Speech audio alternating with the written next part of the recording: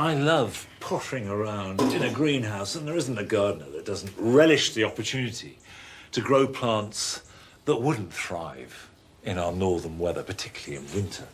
And so we have plants like pelargoniums that we're all familiar with. But the story of how we arrived at a plant like this is one of intrepid plant hunters, of heavy industry, of plant breeding and empire.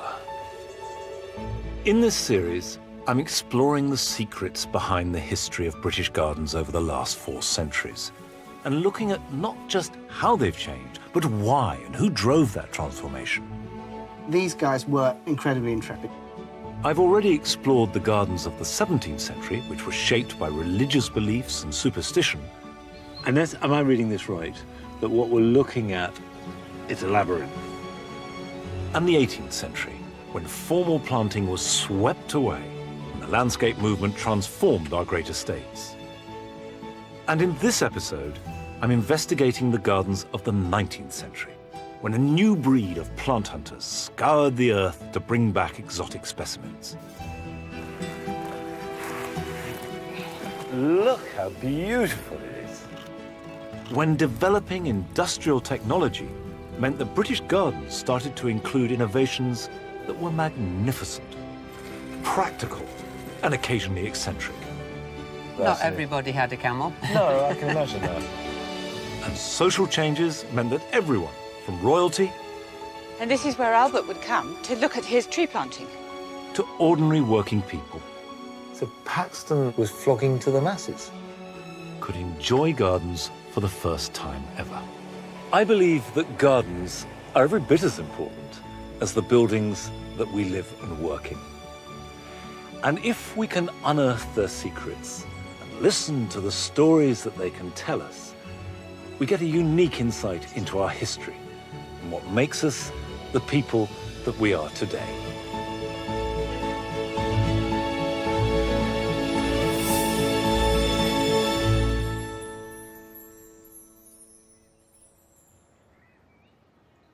I'm beginning my exploration of the 19th century gardens and the way that they reflect the huge changes brought about by the Industrial Revolution and the expansion of empire at Osborne House on the Isle of Wight.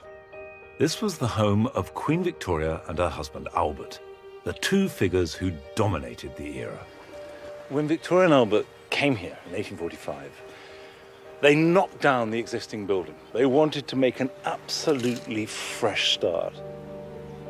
Although Queen Victoria inherited at least 10 official residences when she succeeded to the throne, she and Albert bought Osborne 5 years into their marriage specifically to make the first home of their own together. They took their inspiration from the villas of Renaissance Italy. Prince Albert was the driving force behind this, and apparently this view out across the Solent reminded him of his visit to the Bay of Naples. This Italianate style was not just a question of personal preference, but was also highly fashionable and made a clear political statement. Of course, one of the great virtues of the Italian influences, it wasn't French. We just spent 20-odd years fighting the French.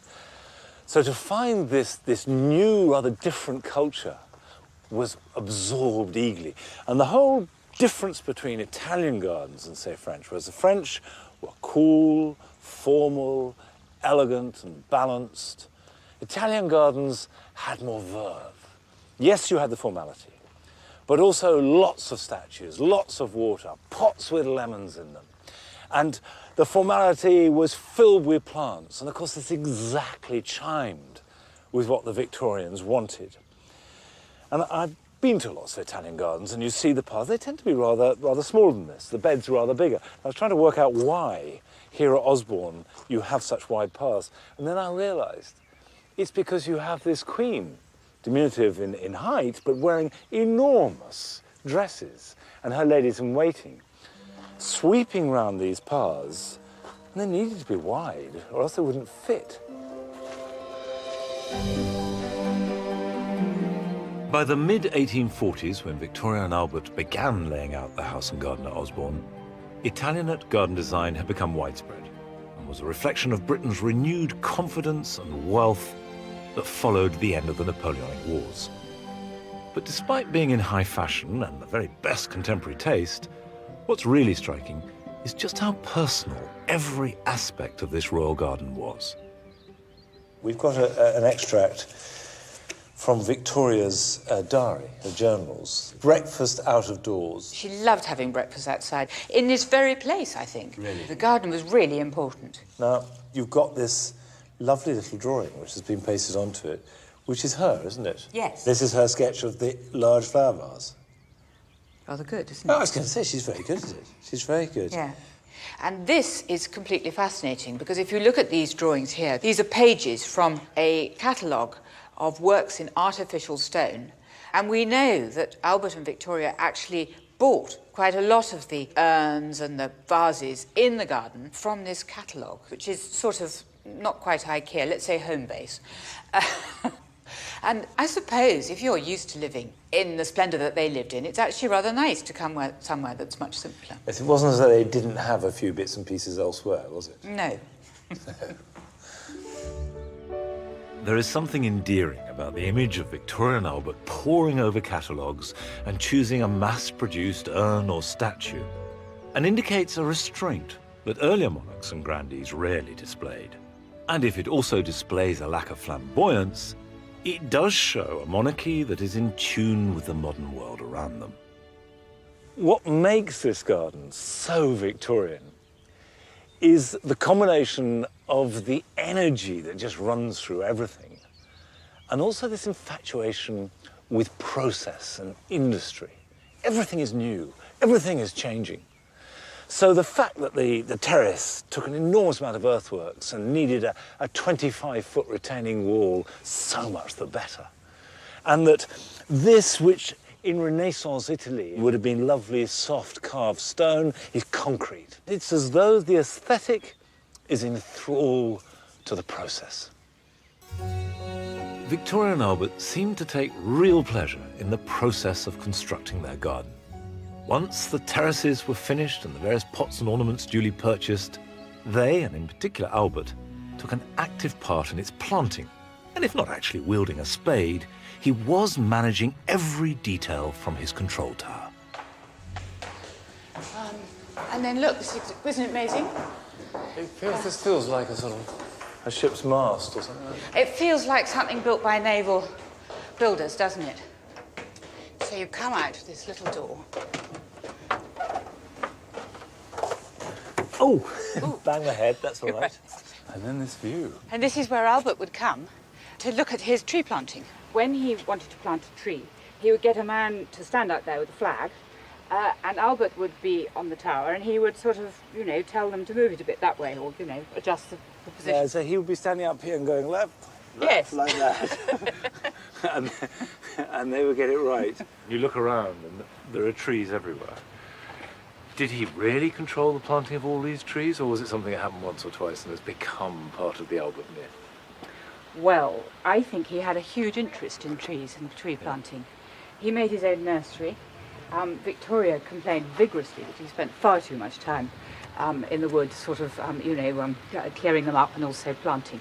There's a wonderful letter that he writes in which he tells his daughter in Germany that gardening, and I think he meant landscape gardening, is a great art, because it's like sculpture, and you're modelling the land, and then you're cutting it and you're editing it, and it grows and it changes, and then you sort of cut and polish.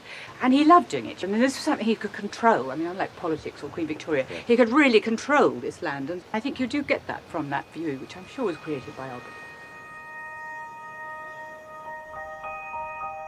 In the light of this description of Albert's involvement, I want to explore the grounds, because it's still possible to identify individual trees planted under Albert's watchful eye, and each of them has a story to tell. This is what we now call a Sequoiadendron giganteum, but was known back then as the Wellingtonia, named after the Duke of Wellington. And it was planted in the 1850s, and like all the other trees planted here at Osborne, it's been logged. And it goes Wellingtonia gigantea, HRH the Prince Consort, 24th of May, 1855, garden lawn. 24th of May was Victoria's birthday. So this was planted as a present to commemorate Victoria's birthday. And then it has a column saying, remarks, native of California. And the point about 1855 is the seed was only introduced into this country a couple of years earlier. So this would have been one of the very, very first seedlings of these incredible trees. So what was extraordinary was that Albert wasn't just part of the new Italianate garden movement, that he was actively involved in the positioning of plants and the choice of them, but also he was planting here at Osborne trees that were completely new to Europe. One of the very, very first specimens ever placed into the ground. Albert's Wellingtonia was just one of a number of rare and unusual trees planted at Osborne, and it reflected the growing wealth and confidence of the nation and the rapidly expanding empire that they were reigning over. And as their dominions grew, so did the horticultural ambitions of the nation's gardeners. Increasingly hungry for new exotic plants, not least as a symbol of growing colonial power. The supplier of over 350 of Osborne's specimens, and the dominant force behind the mania for plant hunting, was Kew Botanic Gardens in London. And in many ways, this was one of the most influential gardens of the whole of the 19th century. A visitor to Kew in 1800 would have seen what was fundamentally an 18th century landscape garden. It was dominated by Capability Brown's designs, and then there was the Royal Garden with its temples acting as eye catchers, and the pagoda, and a few botanical plants. But by 1850, in the middle of the 19th century, it had changed utterly. Dominated by the palm house, but also this sense of becoming a fully fledged public botanic garden. And this change was really down to the work of just one man, Joseph Banks. Born into a wealthy Lincolnshire family and showing a keen botanical interest from an early age, Joseph Banks became Kew's first official director in 1797 under the patronage of George III. At that time, Kew was also a royal retreat with its 18th century landscape gardens adjoining the relatively modest Georgian Palace. Now, transforming this into a 19th century centre of botanical excellence was a huge undertaking, and I want to piece together his story. He was invited to go on the expedition with Captain Cook, the Endeavour expedition to Tahiti.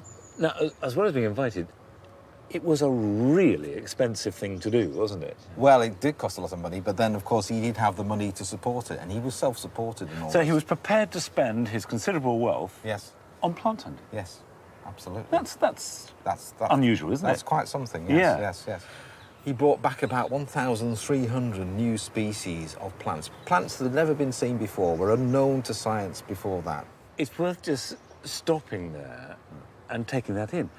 1,300 new specimens to science. Yes, yes. If you and I went for a jaunt to Tahiti and parts thereabout and came back with that many plants, it would be earth-shattering, wouldn't it? Well, absolutely earth-shattering, and well, I mean, the physical amount of space it's going to take to bring those specimens back for a start, but just seeing those new plants, just getting that, you know, getting the experience of seeing them, it would be absolutely awe-inspiring. And once he'd been on the expedition to Tahiti, his personal plant collecting essentially came to an end at that point. But then he started to encourage and influence others to go out collecting. And we got some lists here of some of the collections that came from different parts of the world. So what have we got here? This is a list of plants from China.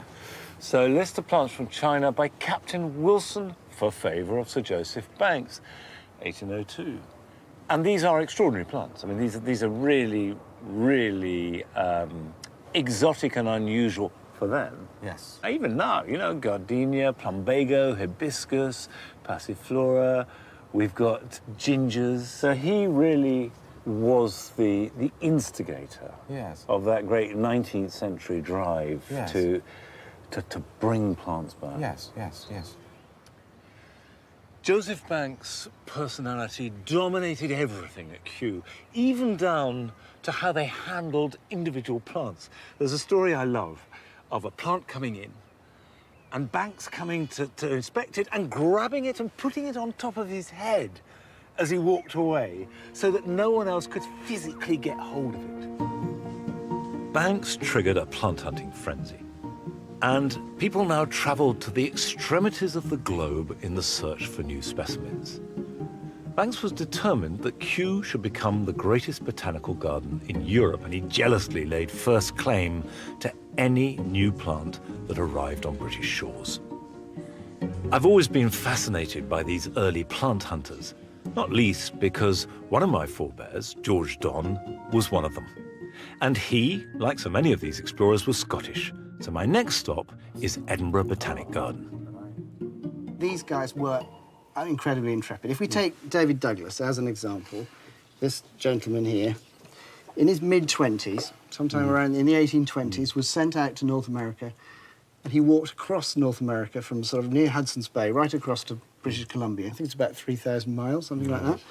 Collected a whole lot of plants, and then walked all the way back across again. 6,000 miles, well, that's in a straight line. Let's assume he probably did 10,000 miles of walking. I mean, it's amazing. I suppose most people know him for the Douglas fir that was named after him, but he also introduced lots of other plants like flowering currants, skunk cabbage, things like that. Plants that many of us are growing in our gardens now. Few of us probably don't have something that David Douglas introduced in our garden. It wasn't, I suppose, just tough terrain that they were having to deal with, was it? Well, no. In the case of poor Robert Fortune, this guy was sent out to China on a sort of industrial espionage trip to find particular plants. But he was really walking into the Opium Wars. The British were essentially bombarding the Chinese ports into submission. And so he was sent off behind enemy lines, if you like. He had a shopping list of plants. We want you to find a yellow camellia. We've heard that there's a peach that's £3. You want to find that too. Chrysanthemums, I think they wanted, and there was various other things. And so he was sent off to China to get these. In really must have been a terrible political turmoil at the time. A war zone. A war zone, essentially. And he had some sense that this was the case because he wrote to people who were sponsoring him and asked if they would supply some weapons for him.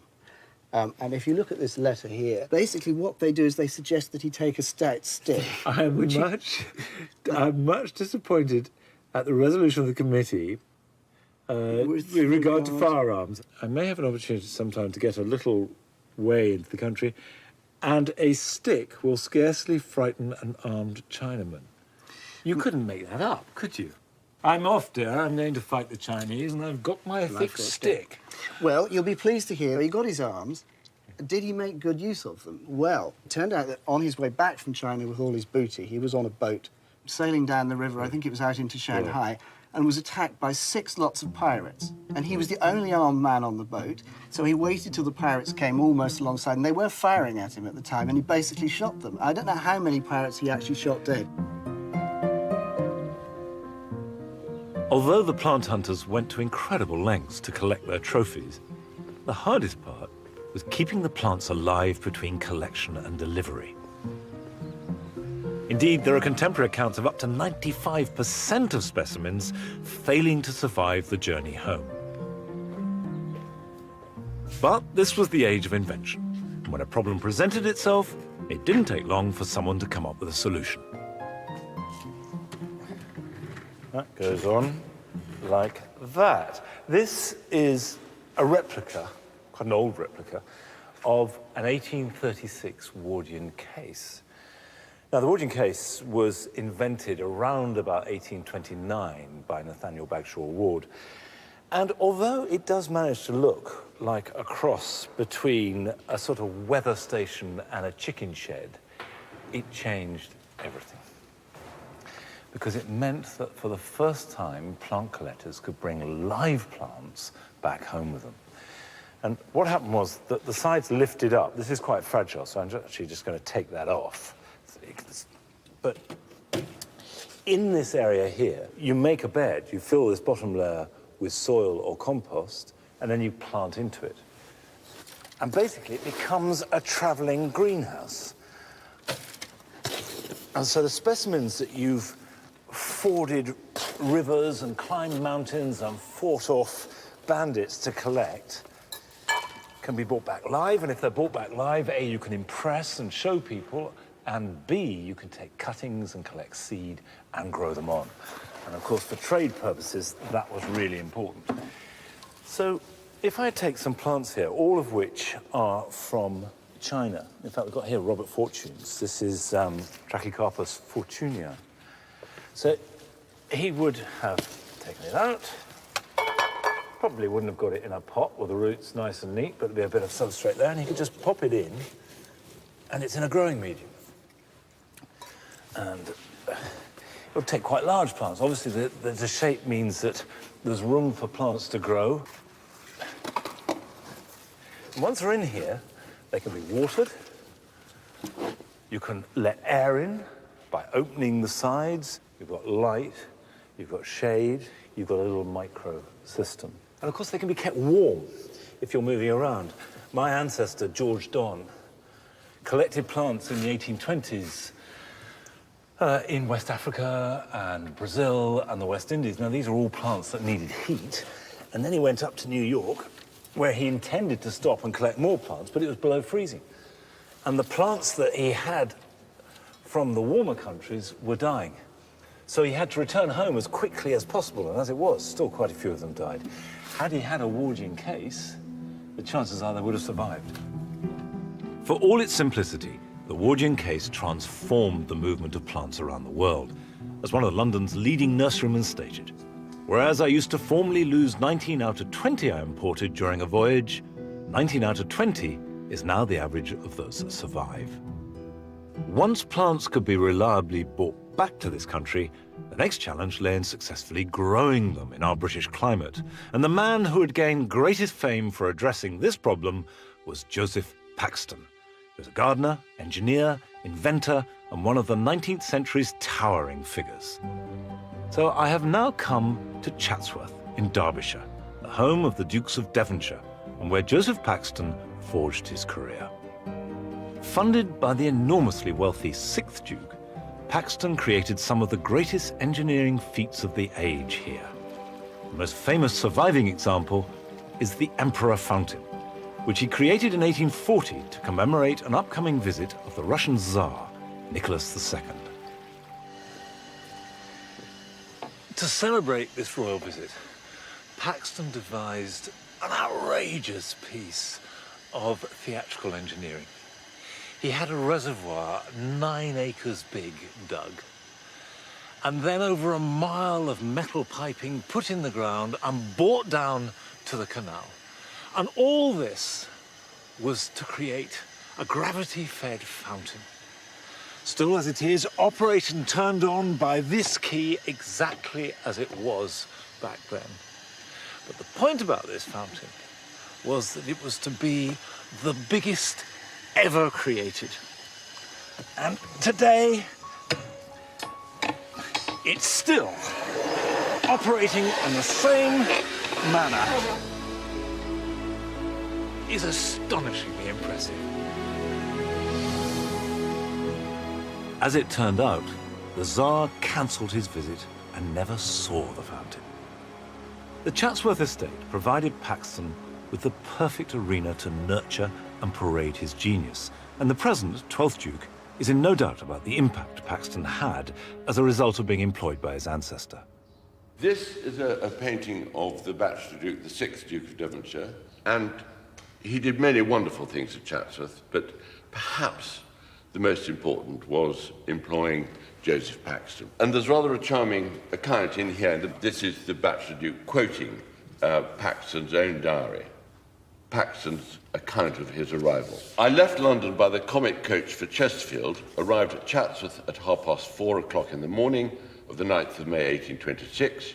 As no person was to be seen at that early hour, I got over the greenhouse gate by the old covered way. I then went down to the kitchen gardens, scaled the outside wall and saw the whole of the place, set the men to work at 6 o'clock, and afterwards went to breakfast with poor dear Mrs. Gregory and her niece.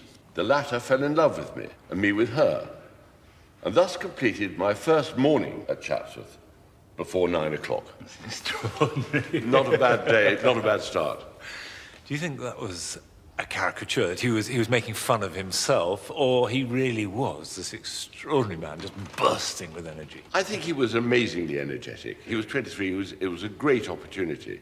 Chatsworth was already a well-known garden, and the Duke was a well-known collector of plants, and to go there as head man, aged 23, was a great opportunity. So, of course, he was very, very excited. Did it start straight away with radical change, or did that grow? I think it started straight away.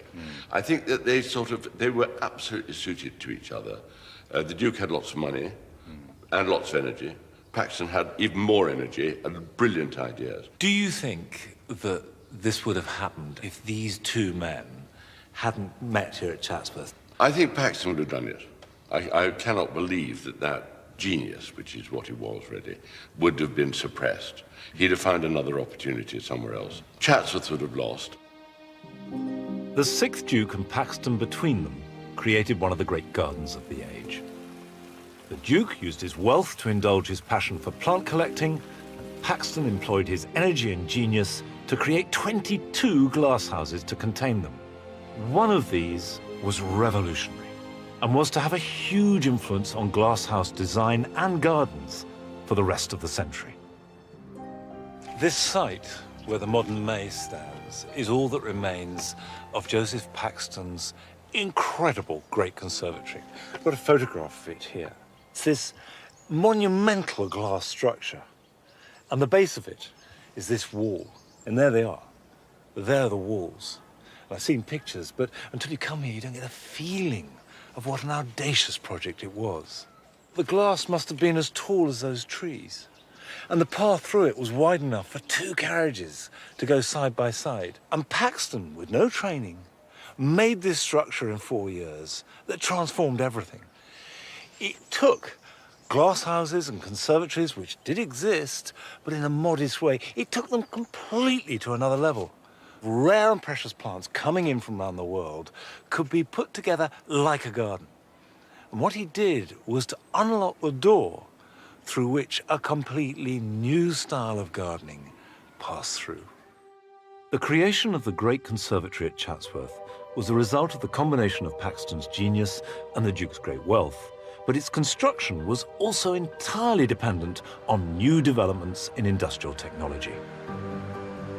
I've come to the English Antique Glass Company at Alvechurch near Birmingham to discover how the transformation of glass manufacture made the Great Conservatory possible. In the 1830s, techniques were devised of blowing glass into huge cylinders, and Paxton realized that these could be turned into panes of glass that were bigger than any that had been made before. Right, so this is the muff once it's cooled down. Right. What we've done is cut the top off and taken a strip out of the middle. And why'd you do that? It's so that when it heats up and goes through the tunnel, it doesn't stick back together again. By taking the strip out of the middle, it'll soften and fall inside the cylinder. Because it can cause all sorts of problems if they get stuck together. So you're loosening it, so obviously you want it to open out and unfold? Yes, yeah. That's the idea, yeah. That's the theory. Okay. Right. This is 900 degrees in there, so the glass starts to soften. And if I just pick it up and then draw it into the heat, I'm just giving it a bit more heat to soften it up. And then when the table comes in, I'll just drop it on.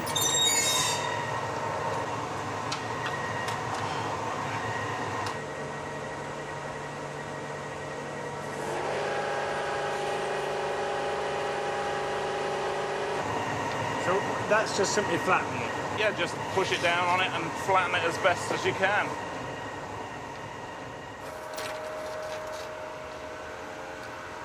When the process is finished, this is what you end up with. A sheet of slightly wobbly, very beautiful glass, not particularly big by our standards, quite heavy. But this process meant the glass could be made that was much bigger than anything previous, was lighter, let in more light, and it revolutionized the way that glass houses could be used and the plants that could be grown in them. Paxton's experimental use of technology to create his great conservatory spurred on others to push the boundaries of glasshouse design, and his greatest influence was at Kew, which by then was in dire need of outside inspiration. In 1820, Joseph Banks died. And this was a blow because he was absolutely the guiding light of Kew. Nevertheless, the garden was still functioning. It was receiving plants pouring in from all over the world. And this in itself was proving to be a problem because the glass houses weren't up to the job. These plants were growing. Some of them were bursting through the glass at the top, and Kew was literally running out of space. Something had to be done. William Hooker was appointed as new director, and his first priority was to create a new palm house. In 1844, Hooker employed Decimus Burton, who had worked on Paxton's great conservatory, to design the greatest glasshouse the world had ever seen. And it was to be 25% bigger than the one at Chatsworth. Burton based his design on the upturned hull of a ship and used the latest wrought iron technology to span its enormous widths that were clad with 18,000 panes of glass. Now, for the first time, Kew had the perfect home for its collection of exotic plants.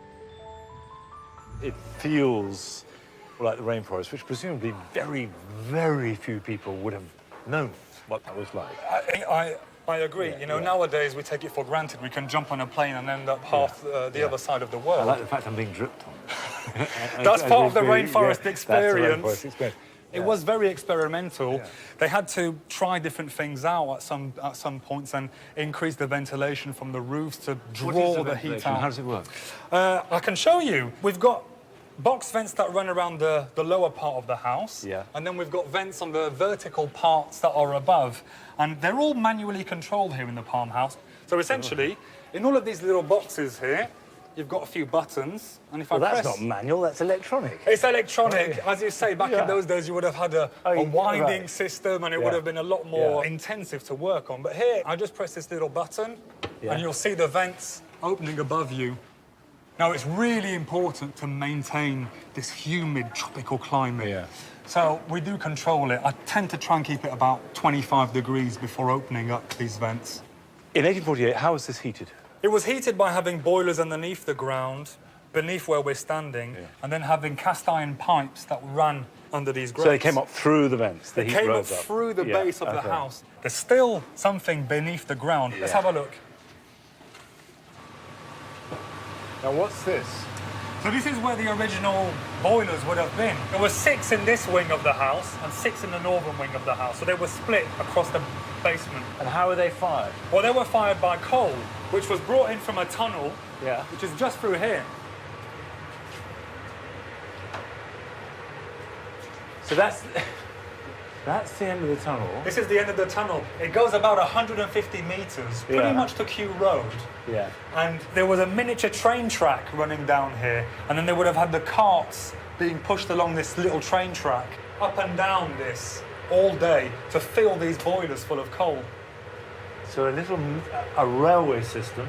A mini railway system underneath the lawns of Kew Garden. See, I love the way that there's just such a fearless energy about this, isn't there? You know, yeah, let's build the biggest glass house ever being done. Let's use a new material. You know, let's build a railway system underneath to fuel it. I tell you, the Victorians, they were really forward-thinking and ambitious. And presumably quite a lot of coal at that, because it's warm. It must have always been quite a big thing. There'd been a huge amount. If you think on a winter's day when it could be -5 outside, they're still having to heat this building to at least 20 degrees Celsius. It would have been a huge amount of materials.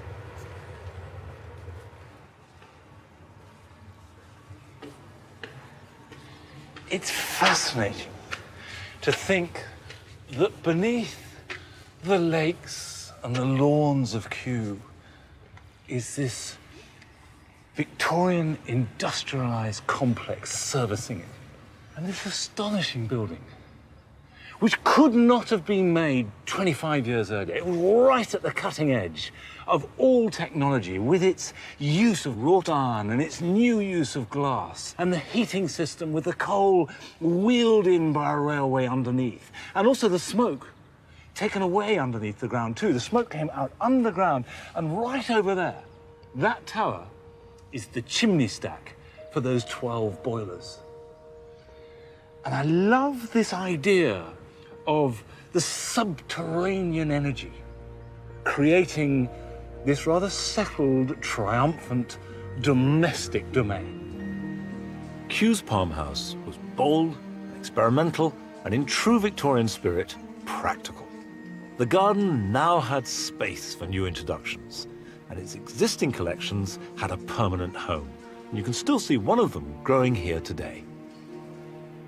Encephalatos altensteinii is hardly a household name, but this is probably the most extraordinary plant here at Kew. It's certainly the oldest. Claims to be the oldest container plant in the world. Here it is, still growing in its box. These are plants that were exactly the same when dinosaurs roamed the planet.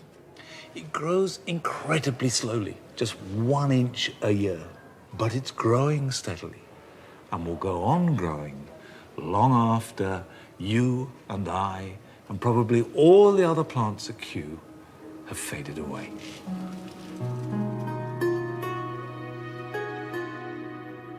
By 1849, Kew's tropical plants were housed in the greatest glasshouse the world had ever seen. But during its 4-year construction, another factor meant that even bigger and better glasshouses were now possible. For over 20 years until 1815, Britain was desperate to raise money to fight the Napoleonic Wars, and amongst many other things, glass had been taxed and was therefore very expensive.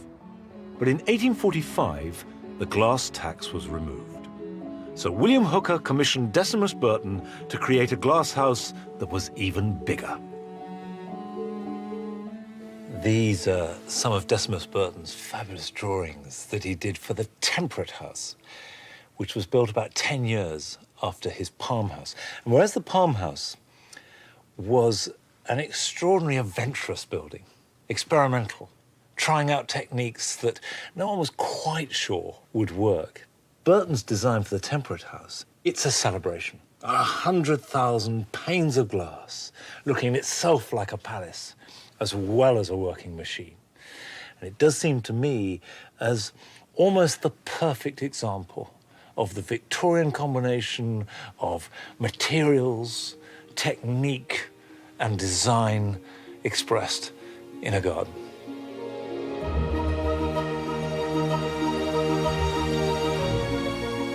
As a result of the technology used in these buildings, the Victorian gardener was spurred on to grow more and more exotic plants, although some attempts were more successful than others.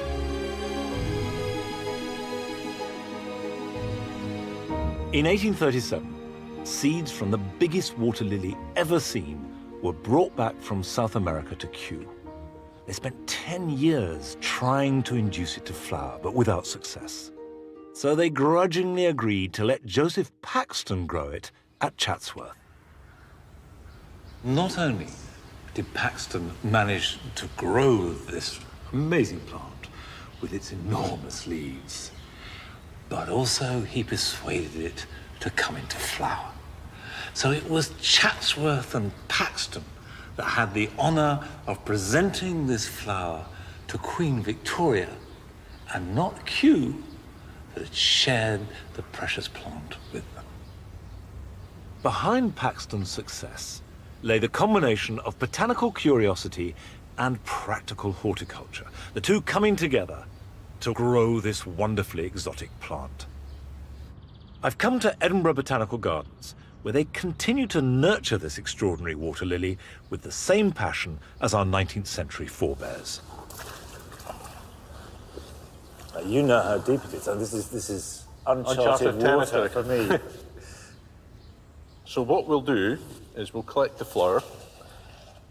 Now, obviously, a good sharp I like the way you're reaching into your drawers.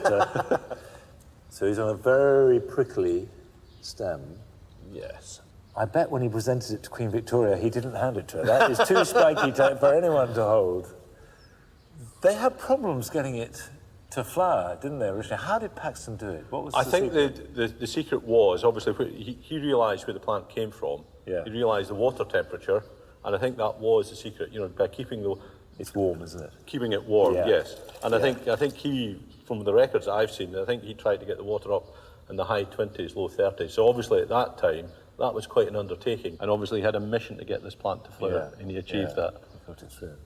Good gardener. Okay, we've got this. That's cut free. Yes, and then what I'll also do is cut this large one here, just so you can see the sizes. Well, I'd be quite happy not to be too ripped to shreds. Now, without gloves, how are we going to flip that out? With great difficulty and maybe a bit of perseverance. Right, that's the... Hang on. Okay. It's doubled back on itself, hasn't it? Yeah.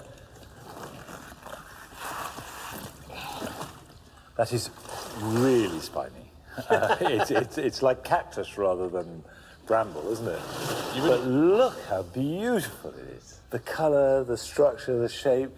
It's more beautiful on the underside than on the top, but you can see how that someone like Paxton would have looked at that. And as well as his horticultural eye, his engineer's eye would have seen how structured it is to take this big span. Nature's very own engineering. It's a kind of cliche, but we've got so blasé about the wonderful, the extraordinary, the amazing things. We see it on television, we see it on the internet, we're flooded with images. You forget the wonder that they must have had when this first came back and they saw this enormous leaf or heard about it. Yes. And then obviously for Paxton then to have this urge, this need, and also the skill to grow it successfully to this size and to flower it for the first time, it must have been a phenomenal achievement. And we close it up before like that. Really, just wow. We've preserved it for posterity. As the new technology meant that exotic plants weren't just being collected, but successfully grown, so more people had the opportunity to see and enjoy them. And when Paxton succeeded in inducing the giant water lily to flower, what rankled Kew was that he advertised his triumph by standing his daughter on one of the giant leaves. By the 1840s, horticultural news of this kind was spreading beyond a botanical inner circle. Improved print technology, an end to the tax on paper, and increased literacy meant that a growing middle class could read about it. Right, tell me what we've got. This is the first popular gardening magazine. And this is 1826. This is 1826. Conducted by J.C. Loudon. Now tell me about Loudon. This is John Claudius Loudon. Right. And he's this incredible workaholic writer, journalist, campaigner.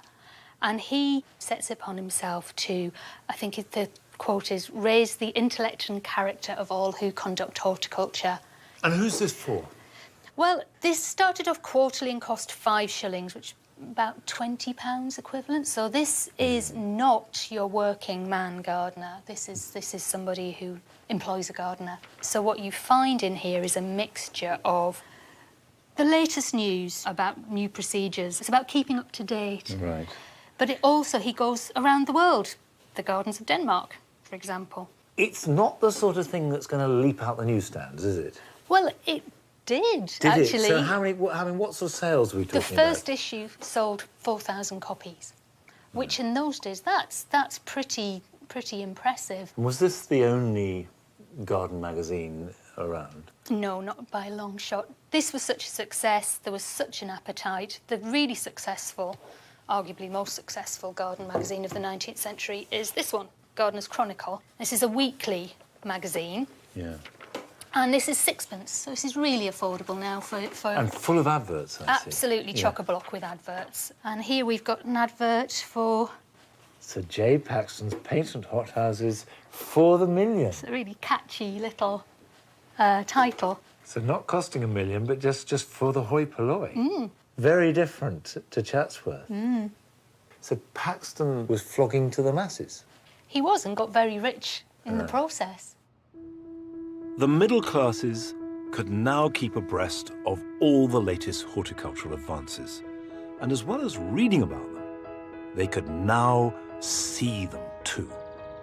Until the mid-19th century, gardens full of new and unusual plants were largely the preserve of the wealthy and botanical elite. Even at Kew, where there'd been limited access, the masses were hardly made welcome. They wanted to come in and see things. They really had to struggle. And there's a report from the time saying what it was like. You rang at a bell by the side of a wooden gate, which of itself was perfectly emblematic of the secrecy working within. You were let in as if by stealth. And when you were there, you were dogged by an official. You entered unwelcome, you rambled about suspected, and you were let out with manifest gladness shown at your departure.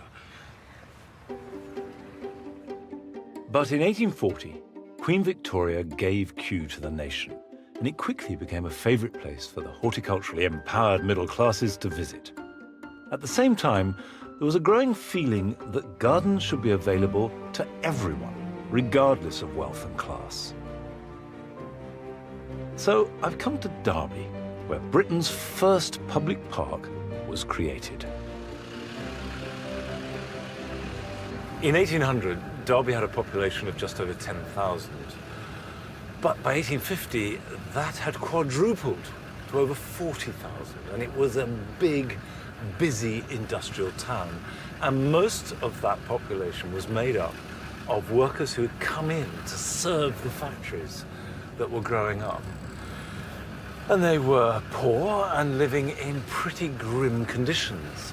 However, there was at the same time a sense of social responsibility, a sense that these people needed recreation, they needed some kind of urban facility.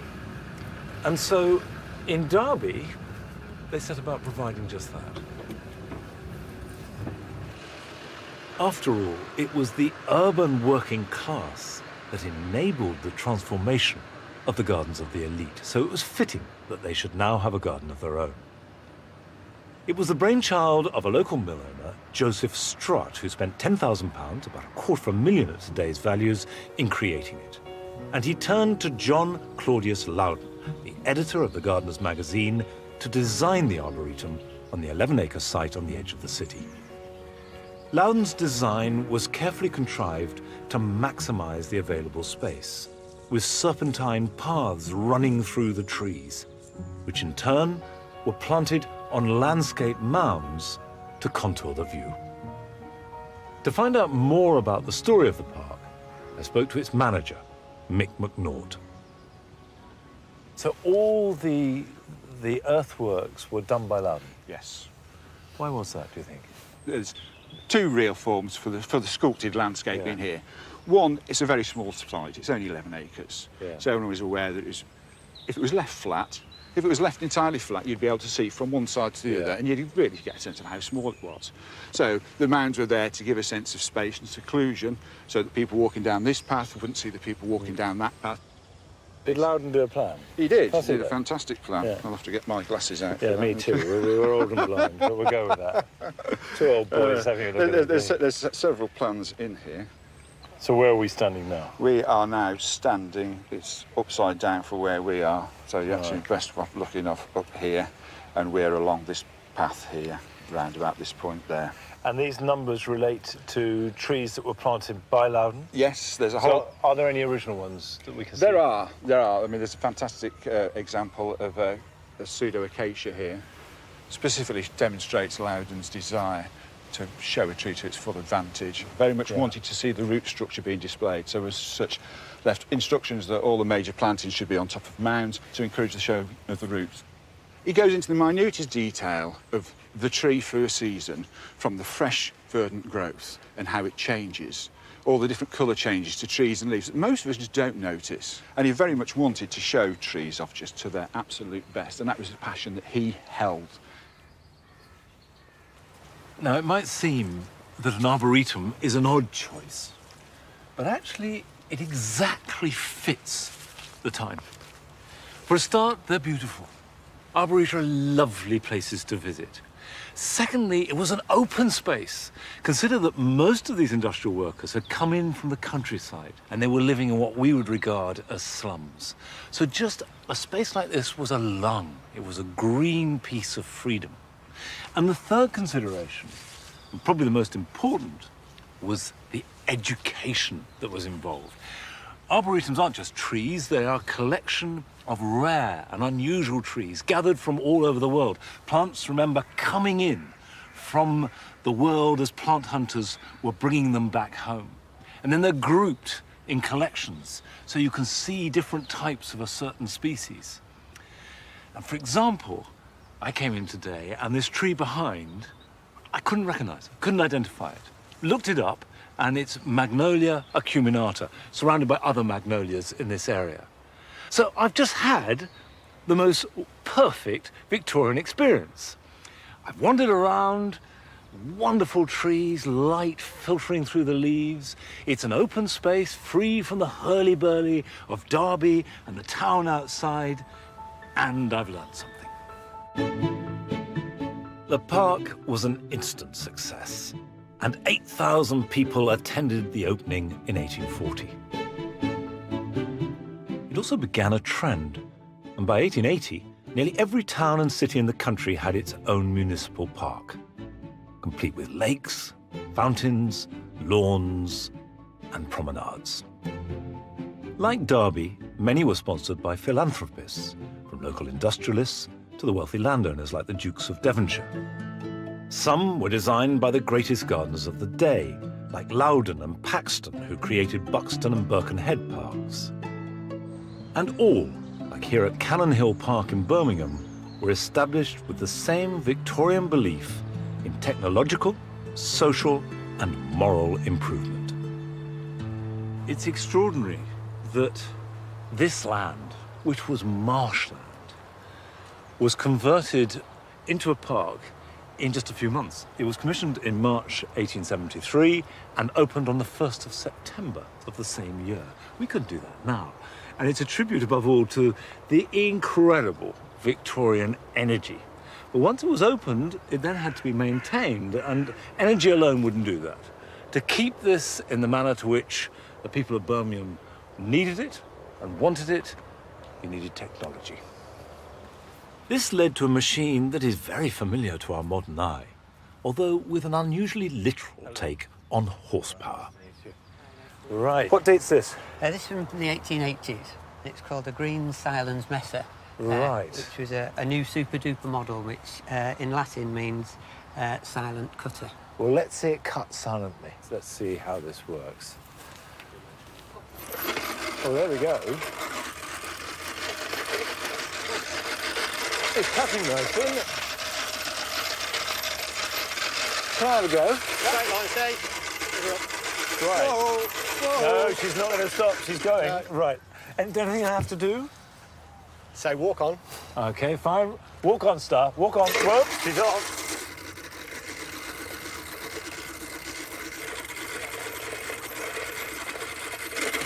Whoa, good girl.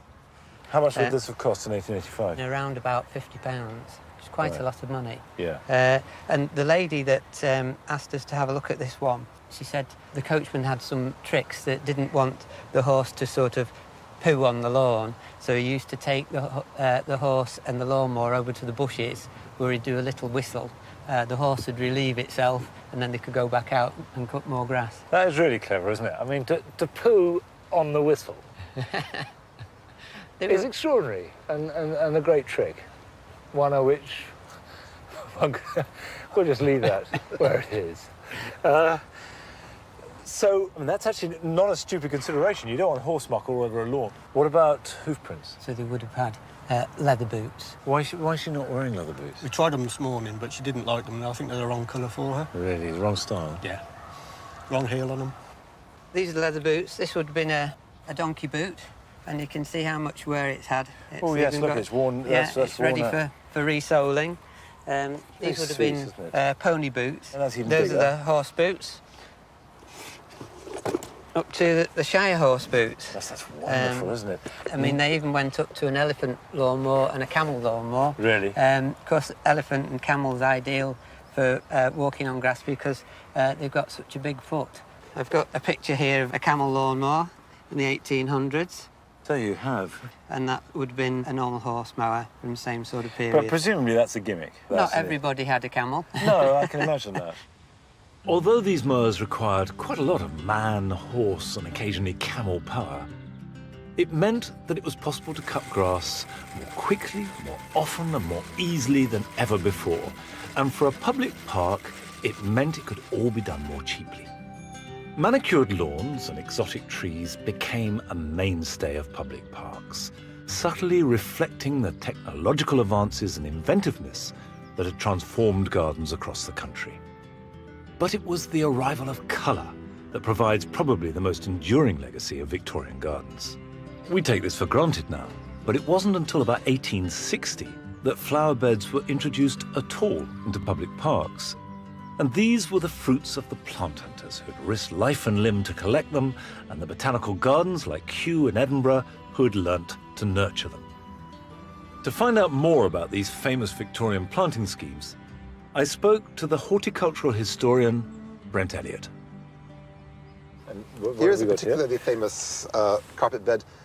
This was carried out at the Crystal Palace in 1875. It depicts a butterfly.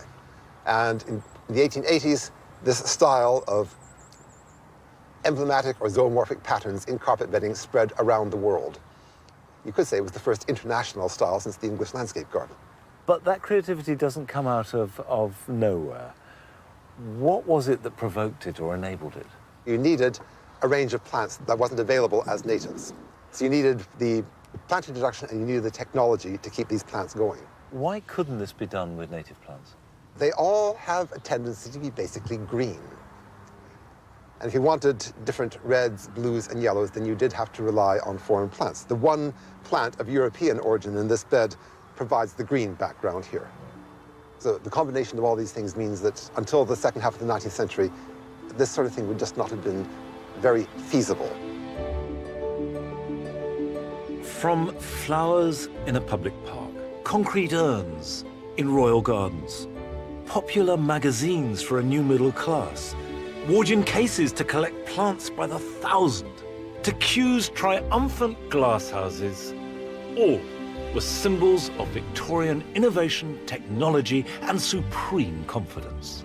This century of unparalleled energy and industry ended serenely, with one of the richest and largest empires ever seen on Earth, and the fruits of it were enjoyed by many, if not most of its citizens, not least with gardens packed with plants from all over the world. And they might have imagined this would continue indefinitely. But on the horizon, a few years away, was one of the greatest catastrophes the world has ever known.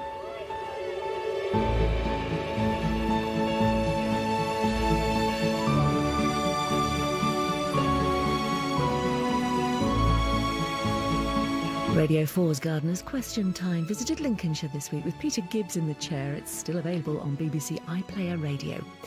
Next, here on BBC Two, John Irving adapts his own novel starring Michael Caine, Charlize Theron and Tobey Maguire, The Cider House Rules.